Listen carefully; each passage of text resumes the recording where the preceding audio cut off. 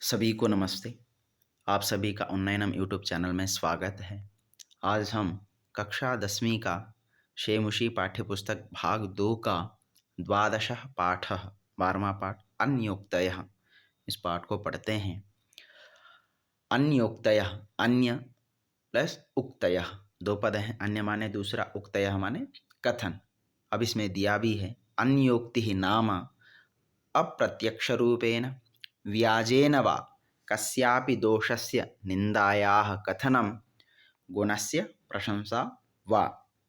इस पाठ में साफ साफ कहा है अप्रत्यक्ष रूपेण, अप्रत्यक्ष रूप से, अन्य तरीके से, व्याजेन वा या किसी को सहारा लेकर, किसी का आश्रय मानकर, बहाने से, दोषस्य निंदायाः कथनम, जो दोष हैं, जो बुराइयां हैं, उनकी निंदा, गुणस्य प्रशंसा, और गुणों की प्रशंसा करना ही इस पाठ का मुख्य उद्देश्य है।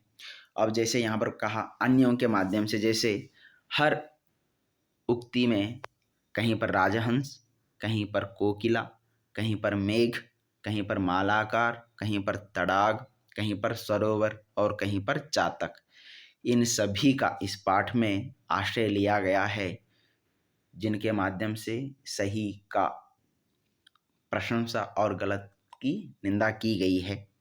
तो आइए इस पाठ को प्रारंभ करते हैं। एकेन राजहंसेन या शोभा सरसो भवेत् न शाबकसहस्रेण परितस्थिरवासिना। सर्वप्रथम है एकेन, पहला एक एक शब्द का अर्थ समझते हैं, फिर अंत में इसका भावार्थ। एकेन, एक ही, राजहंसेन, राजहंस के माध्यम से या द्वारा, या माने जो, शोभा सुंदरता, शोभा, सरसह तालाब की, भवेत हो, न माने नहीं, सा माने वही, बकसहस्रेन हजारों बगलों के माध्यम से या बगलों के द्वारा, परितः तीरवासिना, परितः माने चारों ओर, तीरवासिना माने तट पर निवास करने वाले। तो अब ये है एक एक शब्द का अर्थ। तो अब भावार्थ है या शोभा, जो शोभा, एकेन राजहंसेन, एकमात्र राजहंस से, सरसह भवेत्, तालाब की होती है, जो शोभा एकमात्र राजहंस से तालाब की शोभा होती है, वही, न सा, ना माने नहीं, सा माने वही शोभा, बकसहस्रेन परितः तीरवासिना, तीर माने किनारे पर निवास करने वाले, तालाब के चारों ओर किनारे पर निवास करने वाले हजारों बगुलों के माध्यम से भी वही शोभा नहीं होती है। जैसे अन्य क्या है, अब इस समाज में सैकड़ों, लाखों, करोड़ों लोग निवास करते हैं, परंतु एक विद्वान पुरुष के माध्यम से जो शोभा समाज की, समाज में जो भलाई होती है, भला कार्य होते हैं, वही मूर्ख सैकड़ों मिल जाए तो भी नहीं होते हैं। तो इसलिए हम सभी कवि हमें प्रेरणा देते हैं कि हम सभी विद्वान बनकर इस समाज का भला करें। अब दूसरा है भुक्ता मृणालपटली भवता निपीता न्यम्बूनि यत्र नलिनानि निषेवितानि रे राजहंसवद तस्य सरोवरस्य कृत्येन केन भवितासि कृतोपकारः। फिर एक एक शब्द का अर्थ। भुक्ता, खाया गया है या सेवन किया है। मृणाल पटली, कमल नालों का जो समूह है। भवता, आपके द्वारा। निपीता, निपीता शब्द का अर्थ निपीतानी है यहाँ पर। और अम्बूनी, दो पद हैं यहाँ पर, निपीतानी अम्बूनी में। निपीतानी माने पिया गया है ठीक प्रकार से, अम्बोनि माने जल को, यत्र जहाँ पर, नलिनानी कमलों को, निषेवितानि भली प्रकार से सेवन किया गया है। रे राजहंस, हे राजहंस, वद बोलो, तस्य उसका, सरोवर से सरोवर का, कृत्येन कृत्य से, कार्य से, केन किस, भवितासी होगा, कृत उपकारः किए गए का उपकार। ये तो शब्दों का अर्थ है। अब भावार्थ देखते हैं। रे राजहंस, हे राजहंस, आपके द्वारा, यत्र भवता माने आपके द्वारा, जहाँ पर मृणाल पटली भुक्ता, कमल नालों का समूह खाया गया है, निपीतानि अम्बूनि, जलों का सेवन किया गया है, नलिनानि निषेवितानि, और कमलों को भी भली प्रकार से सेवन किया गया है। हे राजहंस, अब तस्य सरोवरस्य, उस सरोवर का, केन कृत्येन कृत उपकारः भवितासि, माने उस सरोवर का, जिस सरोवर में आपने कमल नालों के समूह को खाया है, कमलों का सेवन किया है, वहाँ का जल पिया है, तो उस सरोवर का केन कृत्येन, किस कार्य से उसका उपकार होगा, उसका उपकार होगा, उसका उपकार होगा, वह बताइए। तो यह कवि उस हंस के माध्यम से हमसे भी कह रहे हैं, हे मनुष्यों, इस देश में, इस धरती पर आपने जन्म लिया है, तो आप अपने किस कार्य के माध्यम से इस धरती का, इस देश का आप भला कर रहे हैं। तो आप भी बच्चों आगे बढ़ें जीवन में, तो हमेशा इस धरती का, इस देश का जरूर उपकार करें, अन्यथा आपके ऊपर भी कभी इसी प्रकार उंगली उठा सकते हैं। आगे तीसरा है, तोयैरल्पैरपि करुणया भीमभानौ निदाघे मालाकारव्यरचि भवता या तरोरस्य पुष्टिः सा किं शक्या जनयितुमिह प्रावृषेन्येन वारां धारासारानपि विकिरता विश्वतो वारिदेन। अब आते हैं एक एक शब्द का अर्थ। तोयैः अल्पैः अपि, तीन पद हैं यहाँ पर। तोयैः जल के माध्यम से, अल्पैः थोड़े, अपि माने भी, थोड़े से जल के माध्यम से भी, कम पानी के माध्यम से भी, या कम पानी के द्वारा भी, करुणया दया से, भीम भानो, भीम शब्द का अर्थ होता है भयंकर, भानव का मतलब है सूर्य, सूर्य के अत्यंत तपने के माध्यम से, निदागे ग्रीष्म काल में, गर्मी में। आगे मालाकार, हे मालाकार, हे माली, व्यरचि, व्यरचि शब्द का अर्थ होता है की है, भवता आपके द्वारा, या माने जो, तरोरस्य, अस्य तरोह, इस पेड़, तरोह प्लस अस्य, इस पेड़ की, पुष्टि, पुष्टि पोषण, सा माने वही, किम क्या, शक्या हो सकता है, हो सकता है, जनयितुम, जनयितुम शब्द का अर्थ होता है उत्पन्न करने, ठीक है। प्रावृषेन्येन, प्रावृषेन्य शब्द का अर्थ होता है वर्षा काल के, वाराम जलों के, प्रावृषेन्य वर्षा काल के, वाराम जलों के, धारा सारान धाराओं के प्रवाहों को, विकिरता फैलाते हुए, बिखेरते हुए, विश्वतः सैकड़ों, अनेक, विश्वतः शब्द का अर्थ होता है अनेक माने चारों ओर से, हर ओर से, वारिदेना, वारिदेन शब्द का अर्थ होता है बादल से, वारिदेना का मतलब बादल से। अब इसका भावार्थ है, हे मालाकार, भीम भानौ निदागे, सूर्य के अत्यंत तपने पर, उस ग्रीष्म काल में, उन गर्मियों में, तोयैः अल्पैरपि, थोड़े से जल के माध्यम से भी, भवता आपके द्वारा, करुणा से इस पेड़ की जो पुष्टि की है, अस्य तरोह या पुष्टि व्यरचि, आपने इस पेड़ की जो पुष्टि की है, वही पुष्टि क्या जलों को वर्षा काल के चारों ओर से धाराओं के प्रवाह को भी बिखेरते हुए, बादल से इस पेड़ की पुष्टि क्या की जा सकती है। ये भाव है कि मतलब जो मालाकार गर्मी के समय में थोड़े से जल के माध्यम से भी इस संपूर्ण प्रकृति को हृष्ट पुष्ट करने का प्रयास करते हैं, वही पुष्टि क्या वर्षा के सैकड़ों बादलों के माध्यम से जो जलों का प्रवाह है, उस प्रवाह से उस प्रकार की पुष्टि हो सकती है। अर्थात साफ साफ यहाँ पर पूछा है कि मनुष्य को जिस समय में जिस वस्तु की आवश्यकता है, यदि वह ना मिलकर बाद में मिले तो उसका कोई फायदा नहीं है। तो इसलिए हमें जिस समय में किसी को यदि कुछ सहायता देनी है तो समय के अनुसार दें, अन्यथा उसकी कोई आवश्यकता नहीं और उसका कोई फायदा भी नहीं होगा। तो इस बात का हमें हमेशा जीवन में ध्यान रखना है, क्योंकि कष्टों के समय में हम यदि साथ नहीं दिए और जब हम दूसरे सुखी हैं और उस समय में साथ होने का यदि आप दिलासा देते हैं तो उसका कोई फ़ायदा नहीं।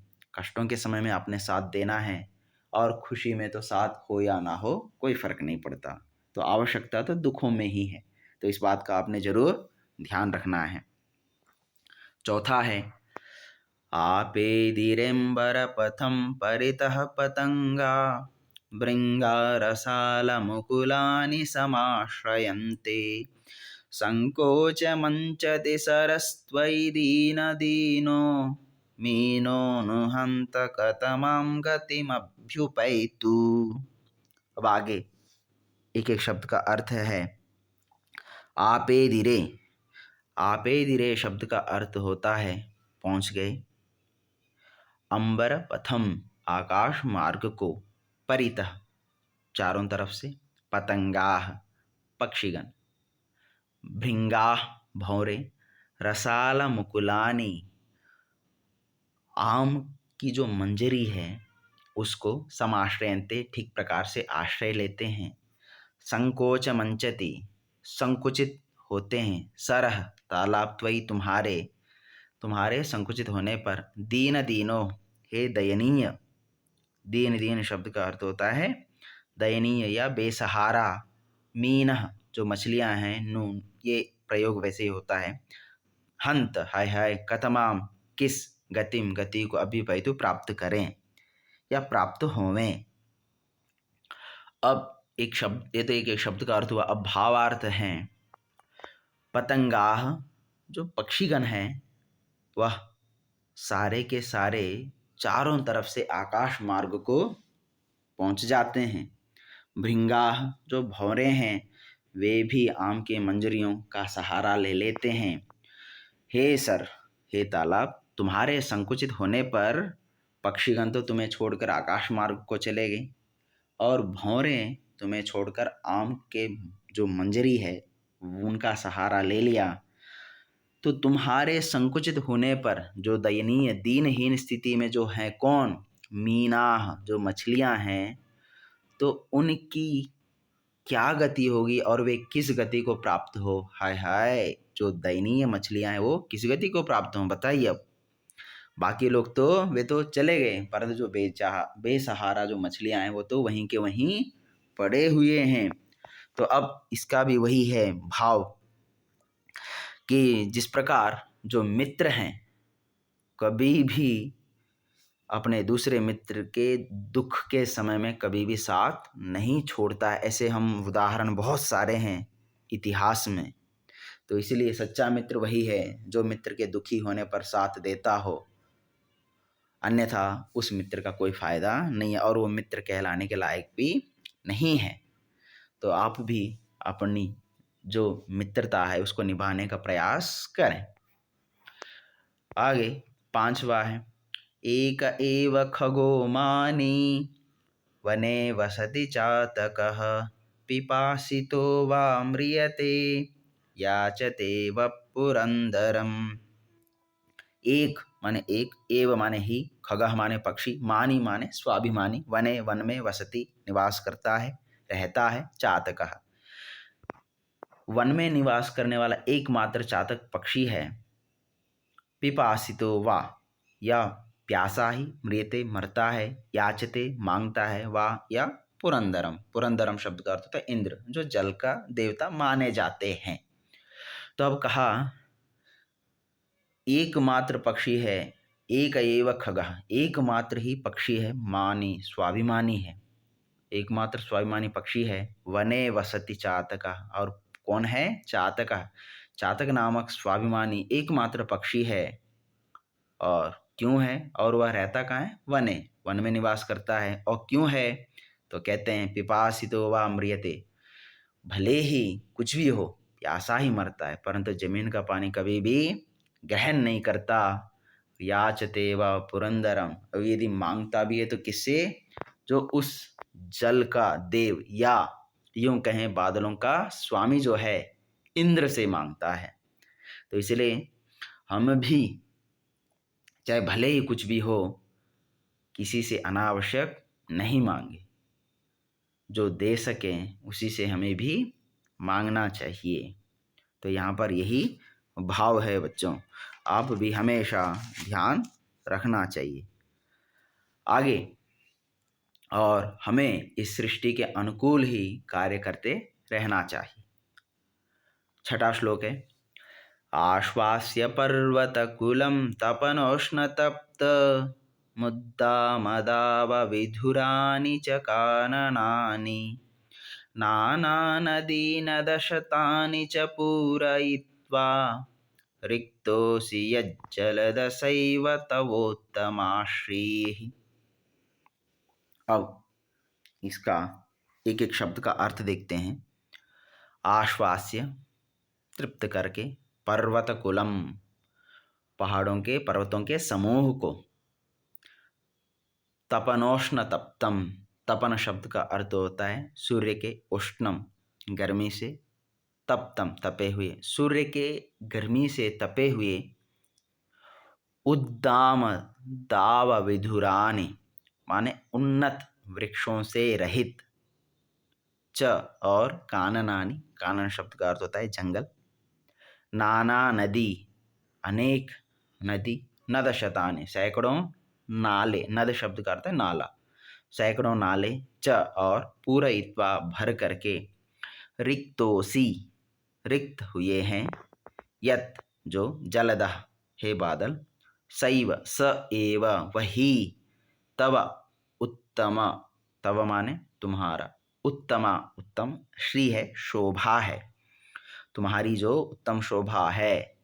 तो अब भावार्थ है, हे जलद, जलद माने हे बादल, तपनोष्ण तप्तम पर्वत कुलम आश्वस्य, सूर्य के गर्मी से तपे हुए पहाड़ों के समूह को तृप्त करके। और फिर कहा उद्दामदाव विदुरानी, उन्नत वृक्षों से रहित काननों को भी तृप्त करके। और नाना नदी, अनेक नदियों को, नद शतानि, सैकड़ों नालों को भी पूरा करके, भर करके, रिक्तों से, रिक्त हुए हो, खाली हुए हो, हे मेघ, जो सूर्य के गर्मी से तपे पर्वतों को आपने शांत किया है, और जो उन्नत वृक्षों से रहित जो जंगल है उनको भी आपने तृप्त किया है, और जो नदी और जो नाले खाली हो चुके हैं गर्मी से, उन नदी नालों को भी आपने भर दिया है। और उन भरने के कारण जो रिक्त हुए हो, जो खाली हुए हो, वह खालीपन ही तुम्हारी उत्तम शोभा है। अर्थात जो हम दानी देखते हैं, हम वह क्या करते हैं, वह अपने पास जितनी आवश्यकता उतना रख के सारा का सारा समाज को दे देते हैं, उसकी भलाई के लिए उपयोग करते हैं। जिस प्रकार बादल ने अपने पास कुछ भी नहीं रखा, सब कुछ समाज की भलाई के लिए लगा दिया है। तो हम भी उस बादल से यही प्रेरणा ले, जितनी हमें आवश्यकता हो उतना रख के समाज की भलाई के लिए ही हमें कार्य करना चाहिए। आगे अंतिम है, रे रे चातक सावधान मनसा मित्रक्षणं श्रूयताम् अम्बोदा बहवो भवन्ति गगने सर्वेऽपि नैतादृशाः केचिद् वृष्टिभिरार्द्रयन्ति वसुधां गर्जन्ति केचिद् वृथा यं यं पश्यसि तस्य तस्य पुरतो मा ब्रूहि दीनं वचः। कहते हैं इस पाठ में चातक पक्षी के नाम से उनके माध्यम से बताया गया है कि भाई हमें किसी भी व्यक्ति के सामने अनावश्यक अपनी परेशानी को बताना नहीं चाहिए। तो अब एक एक शब्द का अर्थ समझते हैं पहले।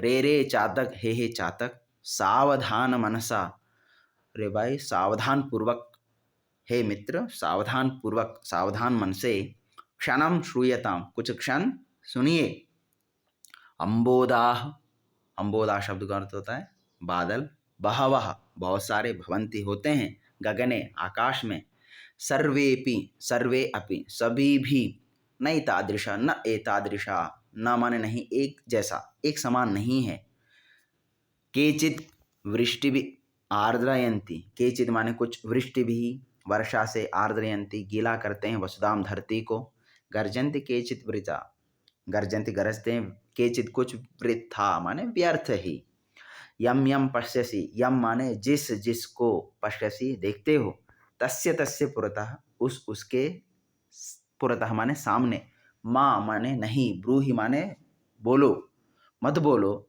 दीनम वचा, दीन वचन जो आपकी दयनीय स्थिति है उसको मत बोलिए, क्योंकि चातक हमेशा बादल से ही अपना प्यास बुझाता है। तो इसलिए कभी उसके माध्यम से हम लोगों को समझाना चाहते हैं कि देखिए, हे चातक, हे मित्र, सावधान मन से कुछ क्षण सुनिए। क्या सुनिए? इस गगन में, इस आकाश में बहुत सारे बादल हैं, परंतु सभी एक समान नहीं है। केचित कुछ, वृष्टि भी आर्द्रयंती, कुछ तो भले ही अपने जल के माध्यम से इस धरती को, इस धरा को गीला कर देते हैं, परंतु केचित वृथा गर्जंती, कुछ तो व्यर्थ ही गरजते हैं। तो इसलिए यम यम पश्यसि, जिस जिसको देखते हो उस उसके सामने, माँ ब्रूहि दीनम वचः, मत बोलिए अपनी दयनीय स्थिति को। तो यही बात हम सभी पर लागू होती है कि हम जो अपने परेशानियां सभी के सामने व्यक्त ना करें। जो आपकी परेशानियों को सुलझा सकते हैं, जो आपकी परेशानियों को दूर कर सकते हैं, उन्हीं के सामने अपने परेशानियों को व्यक्त करना ठीक है। अन्यथा अनावश्यक आप अपनी परेशानियों के सबके सामने व्यक्त करके आप अपने आप को कमज़ोर कर रहे हो। तो इसलिए आप भी ध्यान दें, कभी भी अनावश्यक दूसरों के सामने अपनी परेशानियों को व्यक्त ना करें। धन्यवाद।